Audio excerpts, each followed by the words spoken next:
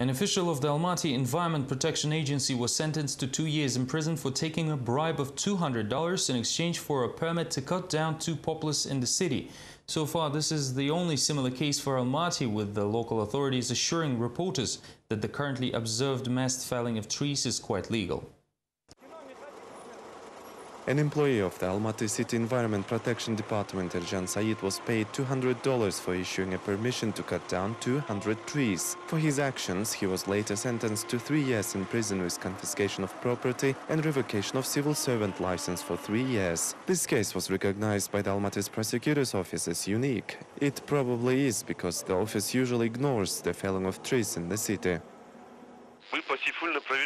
We have inspected the Seyfulin Street case as we go alerted about an alleged illegal felling of trees. We checked the documents and didn't find any violations regarding the amount of trees to be cut down. With this support, the city authorities do not seem to even try justifying their destructive acts by saying they will replace the cut trees with 25,000 new saplings. We will replace all those trees cut along the highway. Just take a look at this street. There are some young trees behind me, but there are also a lot of old trees. They create accident risks, and also they're not suitable for growing in cities because urban trees have big tops and do not produce many leaves. The trees planted during the Soviet times were planned to accommodate a settlement of 400,000 residents, with the maximum load for the Almaty greenery estimated at 600,000 people. However, only upon the official statistic, the city houses about 1.5 million residents and the number of cars exceeded 1 million. Trees cannot survive this aggressive environment, becoming sick and drying out 10 times faster than naturally. In the past 10 years, a lot of trees have been cut down with the city's administration's permits as part of the municipal improvements projects like highway expansion. Unfortunately, we do not see any replacement efforts. The subject of trees felling is heatedly debated in one of the popular internet forums. The majority of visitors side with the environment specialists. I live on the Seyfulina Avenue just next to the place where the trees are cut down. Before, we used to open the window for a while, and in just a few hours the apartment was all dusty. Now, though, we can't even open a window altogether. There's no use of this road expansion. The authorities should have found a different solution, not using axes and hatches. Yes, we're told that the trees will be replaced, but Almaty residents won't know it, since the trees will be planted not where they were cut down. The poplars along the Seyfulin Street were placed there not on a whim, but with a purpose to drain the underground water along the avenue and nearby areas. It was a scientific solution. Almaty residents suspected the city will suffer greatly due to the destruction of trees. The real loss can be estimated by the Forestry Committee. However, its jurisdiction does not apply to the metropolis. Without a document from this agency, the prosecution office will not acknowledge the true scale of the damage.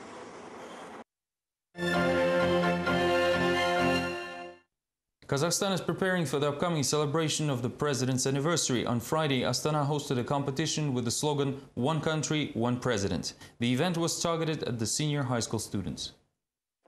Children competed in 2 nominations, the best essay in state language, which is Kazakh, and in Russian. The competition was organized by the ruling party Nuratan. At the same time, the selected genre of essay looked fairly conventional, as nothing original had to be created, and it was enough to list various advances of Kazakhstan, such as the chairmanship of the OSCE. Moreover, the winners admitted that they cannot even imagine what great achievements Kazakhstan will end up with under Nazarbayev's rule. Therefore, they had to apply their imagination for something else. I didn't face any difficulties in describing the president. The real issue was which of his many merits to write about. The anniversary celebration events include the promotion of Nursultan Nazarbayev's abroad. A street was named after Kazakh president in Jordan, while his monument was erected in Turkey, just as was promised by Abdullah Gül during his recent visit to Astana.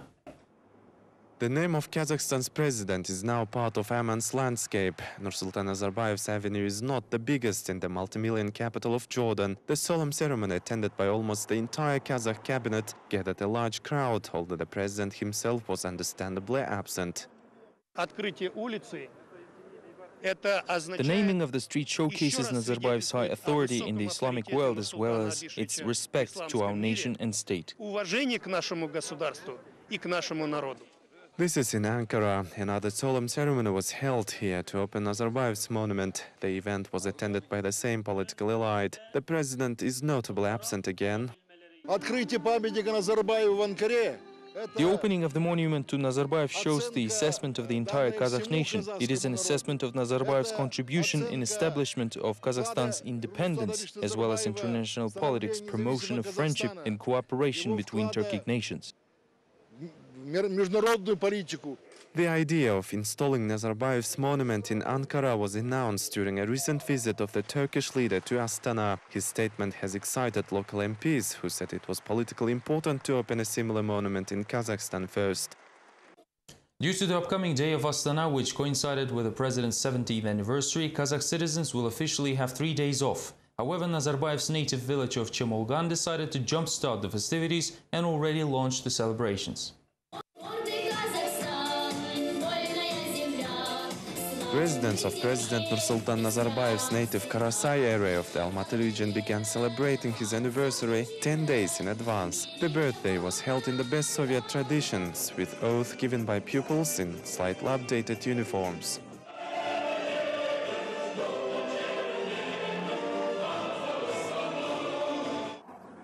Everyone here is proud to be the fellow villagers of the president. There is even a street named after him in Ushkonur. The old house of Nazarbayev's family is no longer there, replaced with a large cottage camp surrounded with a solid fence. Locals say that this is the president's residence, where his brother Bolat and other family members live. Two classmates of Nazarbayev, Sailobek Kadraliyev and Kulya Shamirov, also came over for the anniversary. They praised their former classmate, but say that he never invited them to his birthday parties.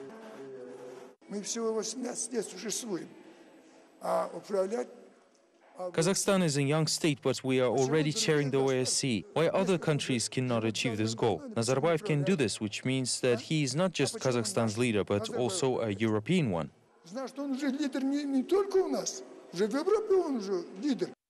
The Furmanov school, where President Nazarbayev studied until the 10th grade, was also replaced, but the new one has its own museum of the first president with a collection of more than 2,000 exhibits. This wall displays photos of Nazarbayev's family members, although for some reason there are no pictures of his exiled son-in-law Rahat Aliyev. These were all the latest news from Kazakhstan. Have a great weekend. Bye-bye.